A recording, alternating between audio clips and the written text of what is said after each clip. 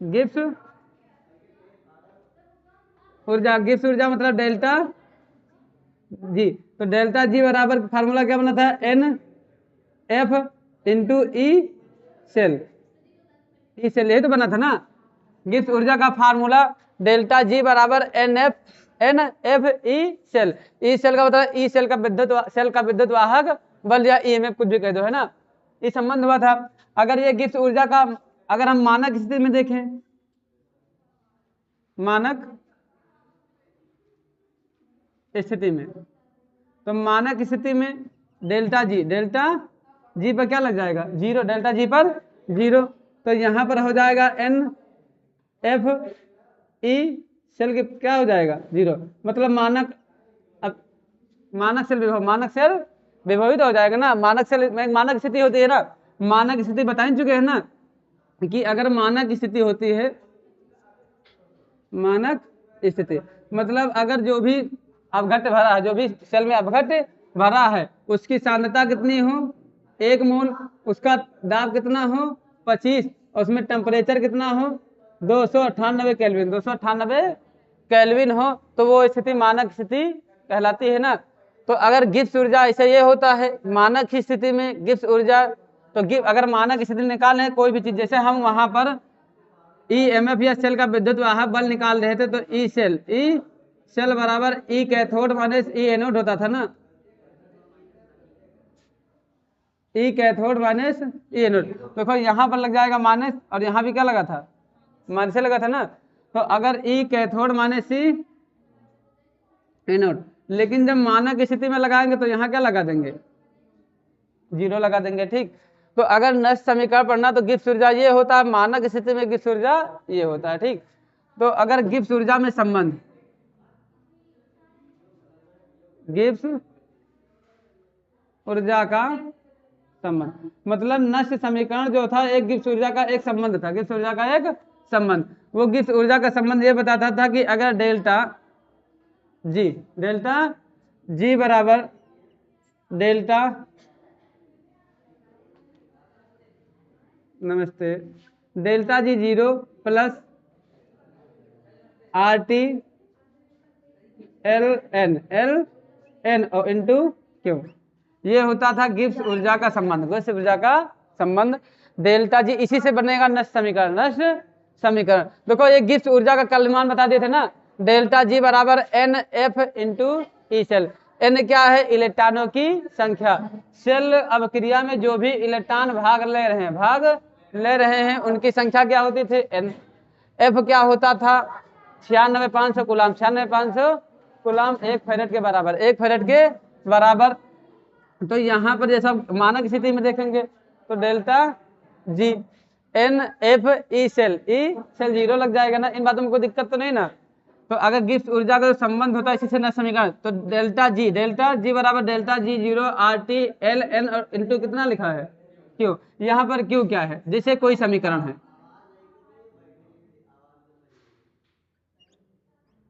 रासायनिक समीकरण, अगर कोई रासायनिक समीकरण है जैसे लिखा है ए प्लस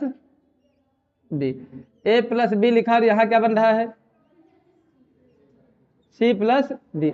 जैसे ये एक रासायनिक समीकरण लिखा है, रासायनिक समीकरण जानते हो ना, रासायनिक अपक्रिया रासायनिक समीकरण, ए प्लस बी, उधर अपक्रिया ये है अभिकारक, ये दोनों क्या हुए अभिकारक, और ये क्या हुआ उत्पाद।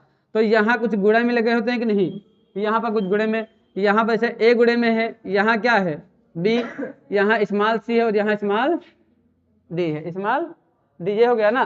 देखो ये ए हुआ, ये बी हुआ, सी हुआ और ये डी। अरे जैसे कि ऐसे लिखा होता है ना, जैसे N2 है प्लस H2 है, यहाँ क्या बन गया NH3। तो अभिक्रिया को संतुलित करने के लिए यहाँ गुणा करते हैं ना, तो जैसे N यहाँ 2 है तो N इधर भी कितने होने चाहिए 2, तो इनमें गुणा कितने से कर देते हैं 2 से, तो N भी कितने हो गए 2 और 2 तयम 6H, तो यहाँ भी गुणा कितने कर देंगे 3 दूनी 6। तो ये संख्या होती है कि नहीं अभिक्रिया को संतुलित करने के लिए। तो जो यहाँ ए बी सी और डी, देखो ए और बी, यहाँ जो ए और बी है ये दोनों क्या है अभिकारक है। ए और बी रासायनिक अभिक्रिया का हुआ अभिकारक, जो रासायनिक अभिक्रिया में भाग लेता है उसे हम कहते हैं अभिकारक। इसके बाद जो कैपिटल सी हुआ और कैपिटल डी, जो कैपिटल सी कैपिटल डी, ये हमारा हुआ उत्पाद, ये हुआ हमारा उत्पाद। इसके बाद ए बी सी और डी, इसे कहते हैं रस समीकरण गुणांक। रस समीकरण गुणांक, रस समीकरण गुणांक कौन है? स्मॉल ए small B small C small D. जैसे इसका रस समीकरण गुणांक कितना है, यहाँ पे गुण एक है, यहाँ कितना है 3, यहाँ कितना है 2।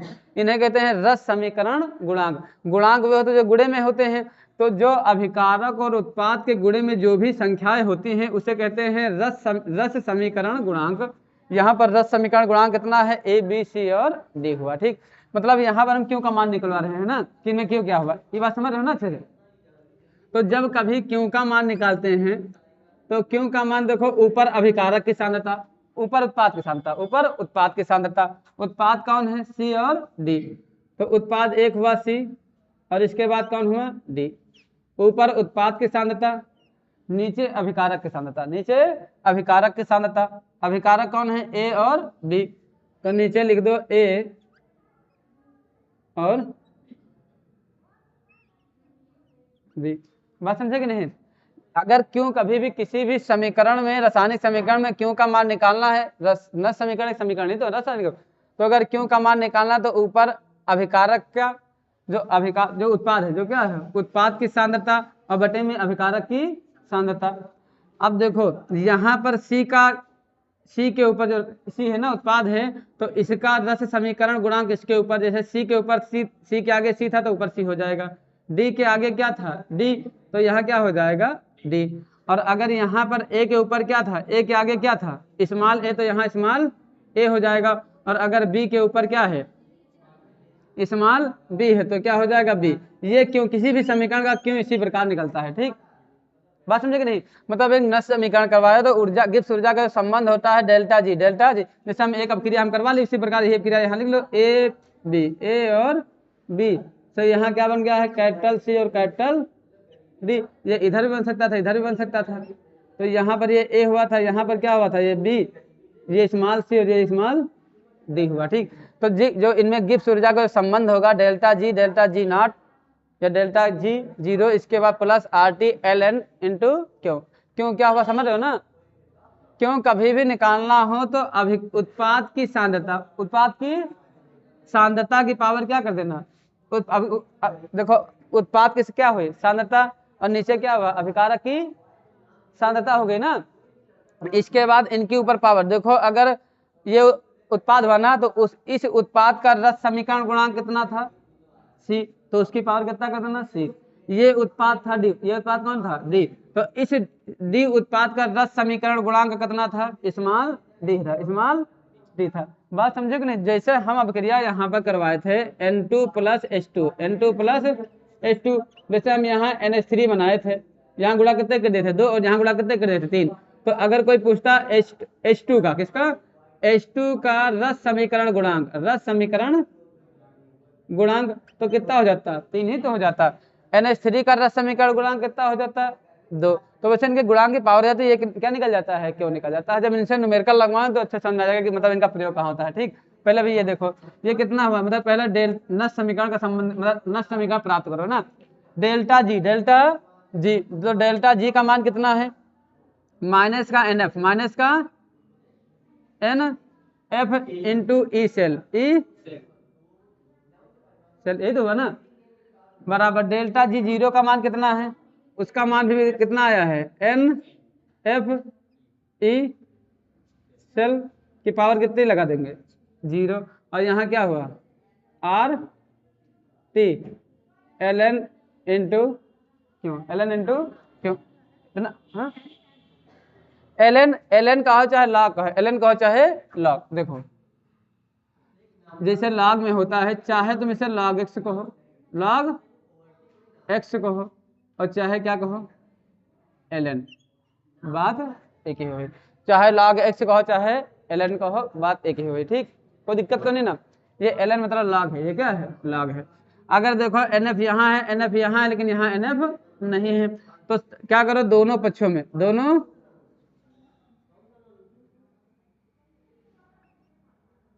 दोनों पक्षों में माइनस का NF, माइनस के NF से भाग करने पर।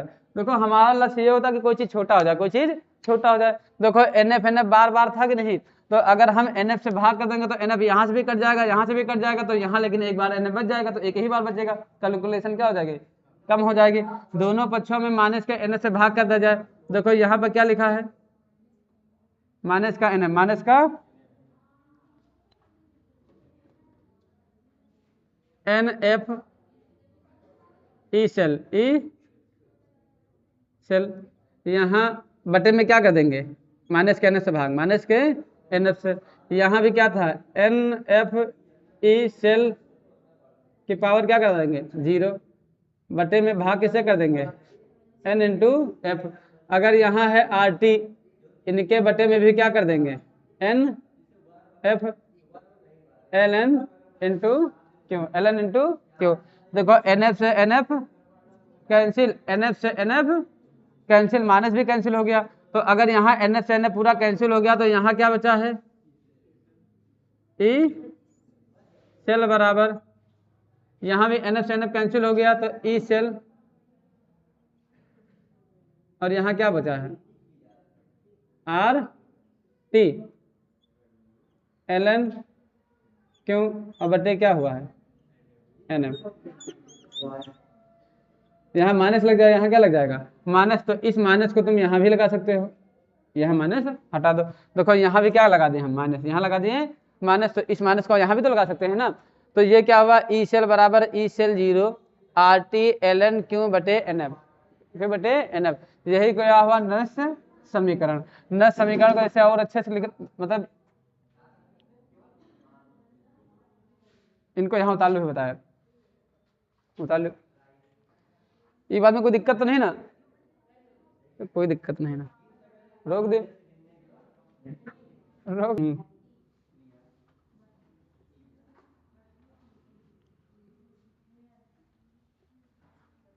तो सर भी जो हल किया था ई सेल, ई सेल बराबर कितना था, ई सेल बराबर E cell 0, E cell 0 minus का RT ln इंटू क्यों बटे क्या होता है NF, इतना हुआ ना। तो इनमें जैसे देखा, यही मान जो समीकरण हुआ, ठीक, ये नस समीकरण हुआ। तो अगर यहाँ पर जो ई सेल हुआ, ई सेल, तो ई सेल को कहते हैं सेल विभव, सेल विभव, या कह दो सेल का विद्युत वाहक बल, सेल का विद्युत वाहक बल, सेल विभव कह भी सकते हो, सेल का विद्युत वाहक बल भी कह सकते हो, सेल का विद्युत वाहक बल, ई सेल 0, ये हो जाता है मानक सेल का विद्युत वाहक बल, मानक सेल का मानक विद्युत वाहक बल, सेल का मानक विद्युत वाहक बल, विद्युत वाहक बल। जो ई सेल हुआ क्या हुआ, सेल का विद्युत वाहक बल।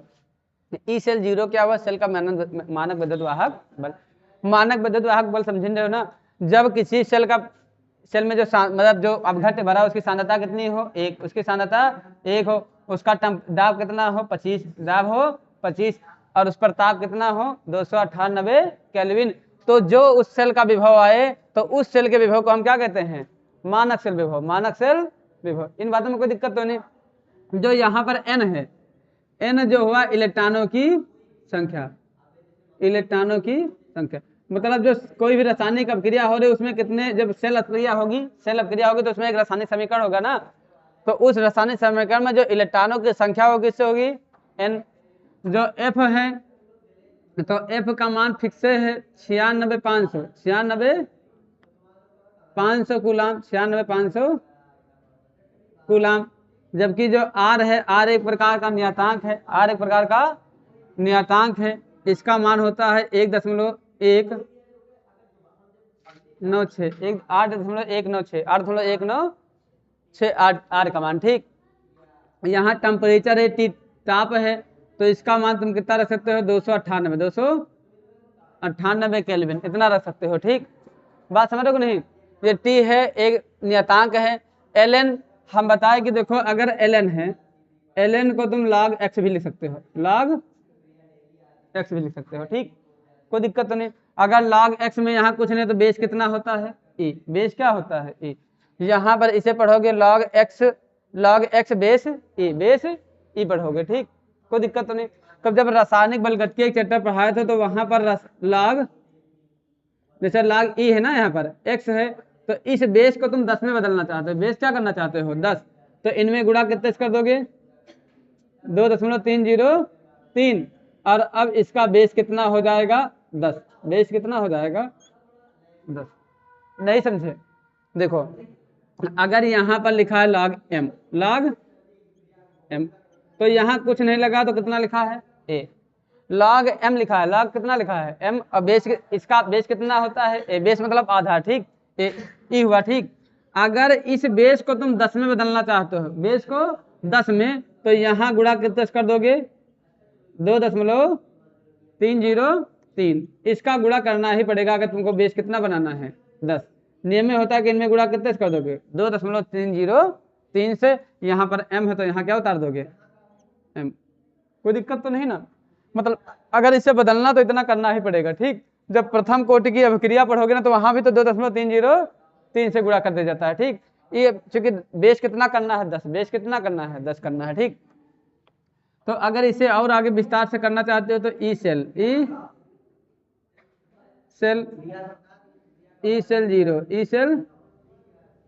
0, आर का मान कितना रख सकते हो, 8.196 टेम्परेचर का मान कितना रख सकते हो, 298 रख सकते हो कि नहीं। देखो आर का मान बता चुके, 8.196। टेम्परेचर का मान कितना रख सकते हो, 298। ln की जगह तुम क्या लिख सकते हो, 2.303 log 10। और यहाँ कितना लिख सकते हो, क्यों ले सकते हो कि नहीं समझे। देखो तो यहाँ पर लिखा है log, क्यों लिखा है, log क्या लिखा था, ln मतलब log। ln मतलब हम बताए ln लिखो चाहे log। जैसे यहाँ पर क्यों है तो यहाँ ln क्यों लिखा है ना, अगर ln x है, ln x log x लिख सकते हो, log x।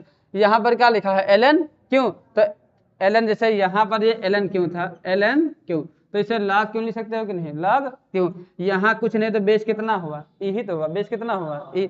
तो अगर इस बेस को 10 करना चाहते हो तो यहाँ गुणा कितने कर दोगे, 2.303। और यहाँ बेस कितना हो जाएगा। ठीक, बात समझे कि नहीं। यहाँ से log का मान निकालना आसान हो जाता है, इसीलिए यहाँ बेस कितना कर देते हैं, 10 कर देते हैं। बेस कितना कर देंगे, 10। ठीक, तो अगर ये हुआ n का मान पता नहीं, n का मान पता नहीं, n तो होगा ना। f का मान कितना होता है, 96,500। तो एक काम भैया, अगर इनका गुणा करोगे तब भी उतने लिख दोगे, और नहीं तो डायरेक्ट इतना ध्यान रखना, ई सेल 0 यहाँ माने लगा 0.591 बटे में क्या होगा, n log। इस फार्मूला कितना ध्यान रखो। देखो अगर इनका इनसे गुणा कर दोगे, 96,500 से भाग करोगे, 96,500 से भाग तो कितना आएगा, 0.591 log बेस कितना है, 10। इतना कितना है, क्यों। तो तुम इससे अच्छा यहाँ वाला फार्मूला याद कर लो, ये फार्मूला केवल याद कर लो, इस फार्मूले से सवाल लगेंगे बस। ठीक, बाकी ऊपर वाला समझो चाहे ना समझो भैया। ठीक, ये कैसा ये बता दिए हैं, बात समझे कि नहीं। गुणा करोगे बहुत लंबा जाएगा ना, तो गुणा करने से अच्छा है भैया यादें कर लो। ठीक, 0.591 आ जाएगा, अब बटे क्या है, n log क्यों। अब यहाँ तो सब पता है n क्या है, इलेक्ट्रॉनों की संख्या, क्यों क्या है, जो मान निकालते हैं तो जब सवाल लगाएंगे तो क्यों का मान निकाल लेंगे। ठीक, पहले इतना तालो। देखो अब यहाँ वाला ई समीकरण अच्छे से देख लो बस। ठीक, भैया बंद कर, दिलीप उन मेरे गलत डायल लगाए बस, रुक जाओ। बंद करो। वैसे ई सेल मतलब सेल की अर्ध अपक्रिया दी है, एक प्रकार की सेल अपक्रिया है, सेल अपक्रिया। Mg से Mg क्या बन गया 2+, Mg से Mg 2+, और कापर 2+ से क्या बन गया है कापर, मतलब एक एनोड वाले भाग का और एक कैथोड वाले भाग का है। हमसे कह रहा है सेल ज्ञात कीजिए, ई सेल ज्ञात कीजिए, सेल का विद्युत वाहक बल, सेल का विद्युत वाहक बल। तो अगर हमें ई सेल निकालना है तो एक जुगाड़ तो ये था कि ई सेल निकाल सकते हैं, तो एक फार्मूला है कि ई कैथोड माइनस ई एनोड होता है, ई कैथोड माइनस ई एनोड। लेकिन अगर ई सेल निकालना है ना तो ई कैथोड का मान तो पता नहीं है, ये तो कैथोड का मानक अपचयन विभव है ना, ये सिंपल वाला है। तो अगर हमें ई मतलब ये अगर निकालना तो हमें ई कैथोड माइनस ई एनोड पता होना चाहिए। ये तो क्या है मानक वाला, ये है मानक वाला, जीरो लगा है ना, तो ये मानक वाला है ना, तो हम इससे तो लगा नहीं पाएंगे ई, चूंकि ई सेल इससे निकालना तो कैथोड माइनस एनोड पता होना चाहिए था। तो हम एक फार्मा नष्ट समीकरण जानते हैं ना कि वहां अगर ई सेल निकालना है, ई सेल, तो ई सेल बराबर क्या हो जाएगा, ए सेल 0.59 n बटे क्या हो जाएगा n log 10, और यहाँ क्या हो जाता है क्यों, क्या हो जाता है क्यों, इतना हो जाता है कि नहीं। तो देखो यहाँ से ई सेल 0 का मान निकाल सकते हैं, ई सेल 0 का, क्योंकि अगर हम यहाँ ई सेल 0 का मान इस प्रकार निकाल सकते हैं कि अगर हमें ई सेल 0 का मान निकालना है, मानक है ना, मानक स्थिति पे देखेंगे, तो मानक स्थिति में देख रहे हैं तो मानक स्थिति वाले कैथोड का मान भी पता है और मानक स्थिति वाले का एनोड वाले का मान भी पता है। एन भी क्या हो, इलेक्ट्रॉनों की संख्या। तो सबसे पहले हम यहाँ लिखे सेल अपक्रिया, सेल अपक्रिया। तो सेल अपक्रिया है तो हमें सबसे पहले सेल की अर्ध अपक्रिया, सेल की अर्ध अपक्रिया करवाएंगे तभी तो सेल अपक्रिया करवा पाएंगे ना। सेल की अर्ध अपक्रिया ना समझो तो बताया जाए फिर से। देखो अगर यहाँ पर हमें ई सेल निकालना है, ई सेल, तो ई सेल मतलब कैथोड माइनस एनोड होता है, तो ना तो कैथोड का पता है ना तो एनोड, ये तो मानक स्थिति में पता है, मानक स्थिति में, बात समझे कि नहीं। तो जब मानक स्थिति मतलब 0 लगा है, क्या लगा है 0 लगा, तो मतलब हम बता नहीं थे कि अगर ये ई सेल लगा है 0 लगा है तो ये कौन सी स्थिति हुई, मानक स्थिति, मानक स्थिति पर, बात समझे कि नहीं। ये मानक स्थिति हुआ ना, नहीं समझे, ये मानक स्थिति। तो मानक स्थिति में हम अगर ई सेल, तो हमें मानक स्थिति वाला तो पूछ रहे तो मानक दिया है तो मानक वाला निकाल सकते हैं, लेकिन ई सेल निकाल नहीं सकते हैं। इसके लिए एक नष्ट समीकरण हुआ, तो चूंकि यहाँ पर अगर तुम्हें मानक वाला पता चल चुका तो इसमें मान रख सकते हो, ठीक। तो सेल की अर्ध अपक्रिया है, देखो Mg हुआ,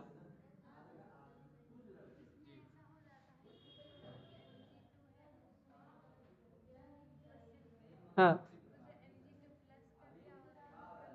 Mg, अच्छा वो तो बात अलग हुई कि बात, चलो ये यहाँ पर हम अपचयन भी हो लगते हैं, वैसा कौन सा भी हो लगते हैं अपचयन, इसीलिए इसको क्या कर दिए हैं आगे, बात समझे कि नहीं। जैसे यहाँ तुम कहोगे कि यहाँ Mg, फिर यहाँ Mg से क्या हो गया है 2+, तो यहाँ पर Mg से 2+ है, Mg क्यों किया, चूंकि हमें अपचयन विभव लिखना है, कौन सा अपचयन विभव लिखना है, ठीक। तो अपचयन विभव मतलब ये Mg से Mg 2+ Mg बना है, तो हम जानते हैं कि अगर Mg 2+ से Mg बन गया है, मतलब Mg में पहले कितने इलेक्ट्रॉन कम थे, 2 इलेक्ट्रॉन, अब ये 2 इलेक्ट्रॉन को क्या कर लिया है ग्रहण, 2 इलेक्ट्रॉन को ग्रहण कर लिया है, इसी प्रकार इसको इस प्रकार लिख दिया है, ठीक। बाकी इसका पूरा विभव कितना है, इतना ही है, ये इसी का है, ये इसी का है, ठीक। तो सेल नहीं अभी समझे, अगर Mg से क्या बन रहा है, Mg सॉलिड था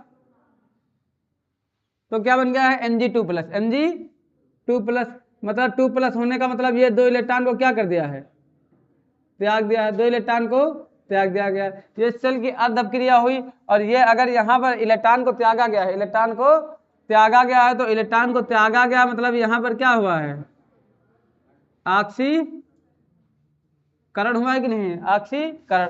इसे तुम इस समीकरण को समीकरण क्या दे दो 1। अब दूसरा देखो कि अगर कापर 2+, कापर पे कितना प्लस था 2+, मतलब 2 इलेक्ट्रॉन कम थे, इसके बाद ये क्या बन गया है, कॉपर बन गया है। कॉपर में दोनों इलेक्ट्रॉन कम खत्म हो गए ना। अभी तक के कितने इलेक्ट्रॉन कम थे, 2 इलेक्ट्रॉन। अब यहाँ पर एक और इलेक्ट्रॉन कम है। अरे जितने प्लस होने का मतलब उतने इलेक्ट्रॉन कम है, उतने इलेक्ट्रॉन कम है। तो 2 इलेक्ट्रॉन को क्या कर लेता है, ग्रहण, वो पूरा खत्म हो गया। तो यहाँ पर इलेक्ट्रॉन को ग्रहण कर रहा है ना, तो ये कौन सा विभव हो गया, अपचयन। इसे समीकरण क्या दे दो, 2, समीकरण 2। तो अगर हम समीकरण 1 दोनों को देखो, हम यहाँ पर एक लिखेंगे सेल अपक्रिया, सेल अपक्रिया, क्योंकि ये तो सेल की अर्ध अपक्रिया हुई ना। हम जानते हैं सेल पर एक भाग पर ऑक्सीकरण होता है और एक भाग पर अपचयन, और जिस भाग पर ऑक्सीकरण होता है उस भाग को हम क्या कहते हैं, एनोड, और जिस पर अपचयन होता है उसे हम क्या कहते हैं, कैथोड। तो इससे हमें ये पता चल जाएगा कि ये कैथोड वाले का है और ये किसका है, एनोड वाले का है। बस ठीक, कोई दिक्कत तो है नहीं। तो सेल अपक्रिया लिखेंगे, सेल अपक्रिया अगर लिखना है तुम्हें तो इन दोनों को क्या कर लिया जाए, जोड़ लिया जाए। समीकरण 1 + 2 से। देखो इन फार्मूले का काम लगेगा, ठीक, ये लेता लिख दिए थे।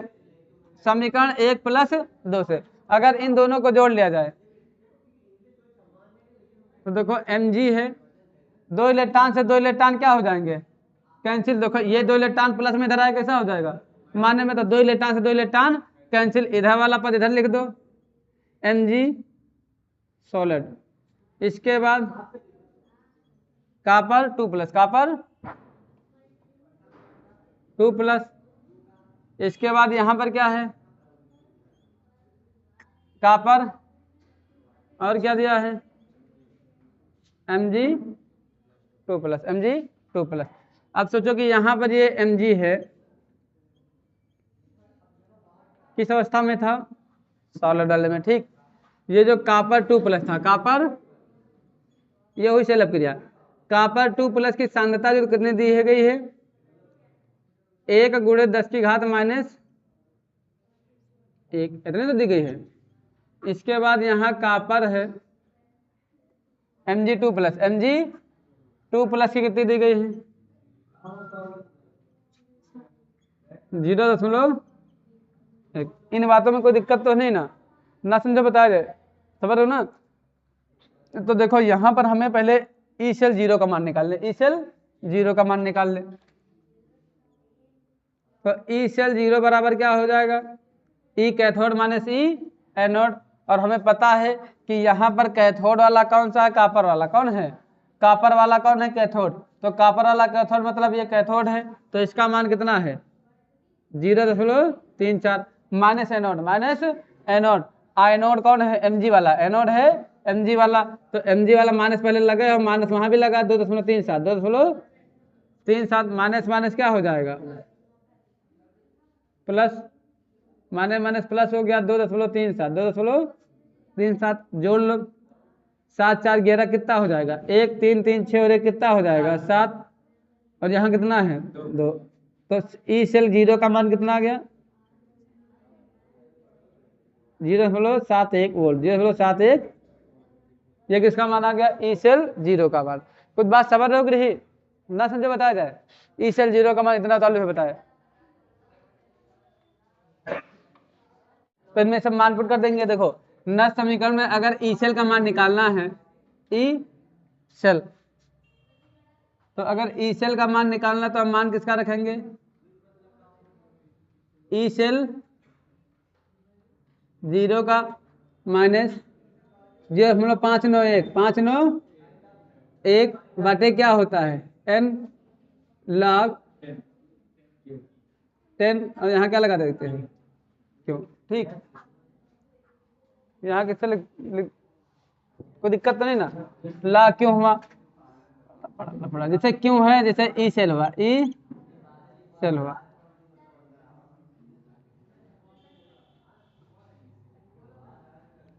ई सेल 0 का मान कितना आया है, 2.71, 2.71।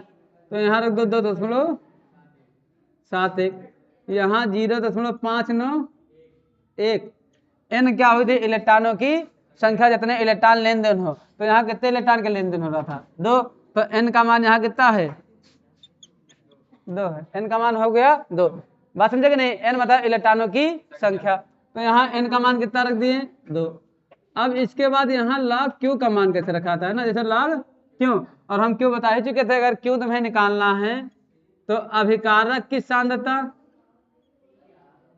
और बटे उत्पाद की सांद्रता। देखो अभिकारक इनमें कौन कौन है, ये है और ये है।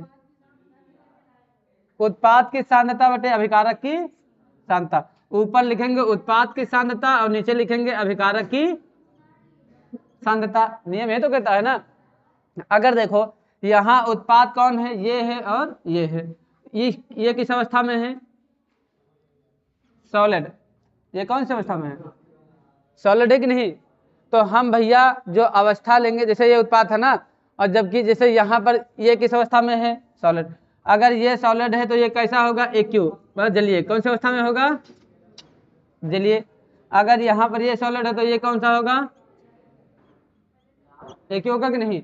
तो जो यहाँ उत्पाद लेते हैं वो हमेशा जलीय वाला लेते हैं, हमेशा जलीय वाला लेते हैं, ठोस नहीं लेते हैं, ठोस नहीं लेते हैं। ठीक, जो भी उत्पाद यहाँ लेंगे हमेशा कौन लेंगे, जलीय वाला, ठोस नहीं लेंगे। तो अगर यहाँ पर क्यों देखा जाए तो इनमें क्यों जलीय वाला कौन है, Mg2+, Mg2+।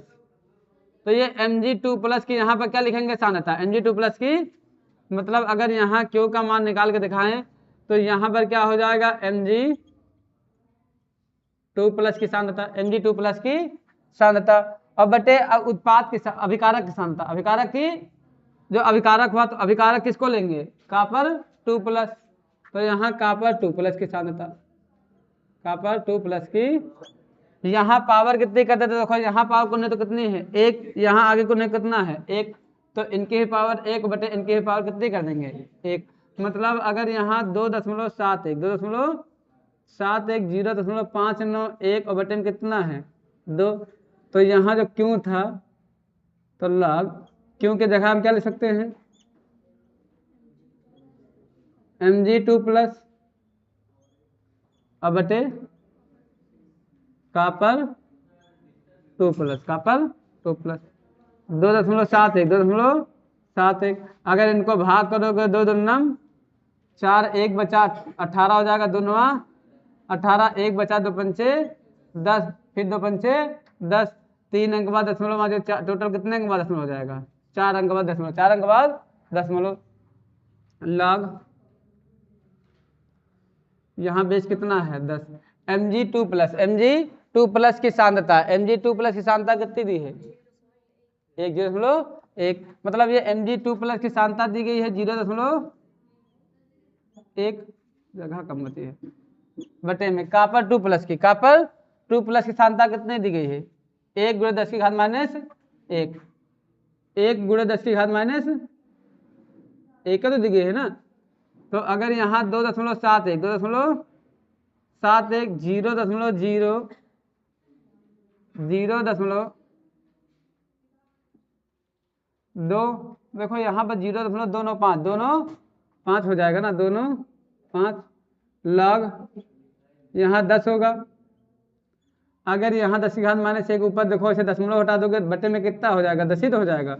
और यहाँ 10⁻⁻1 कितना है 1, ये 1 प्लस में है, ये क्या हुआ माइनस, पावर कितनी हो जाएगी 0, और पावर 0 मतलब क्या हो जाएगा 1 हो जाएगा। और जब 1 हो जाएगा 2.71 माइनस 0.295 यहाँ कितना हो जाएगा log 10 और कितना हो जाएगा 1।